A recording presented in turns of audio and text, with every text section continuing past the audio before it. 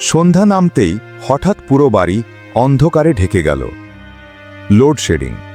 চারপাশে শুধু নীরবতা আর ঘন অন্ধকার। রিফাত ছোট্ট একটা মোমবাতি বের করে জ্বালালো।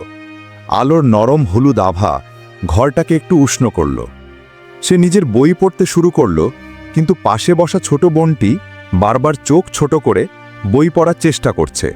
অন্ধকারে তার চোখ কুঁচকে যাচ্ছে। রিফাত থেমে গেল। চোখ তুলে বোনের দিকে তাকিয়ে মৃদু হেসে বলল, তুই এই আলোটা ব্যবহার কর, আমি পরে পড়ব। সে মোমবাতিটা ধীরে ধীরে বোনের দিকে সরিয়ে দিল। বোনের মুখে একটা বড় হাসি ফুটে উঠল।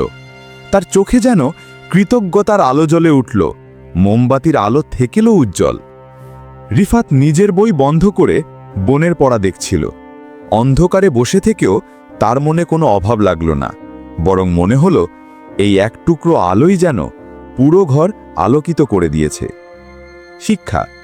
নিজের আলো অন্যকে দিলেও আলো কমে না, বরং আনন্দ দ্বিগুণ হয়।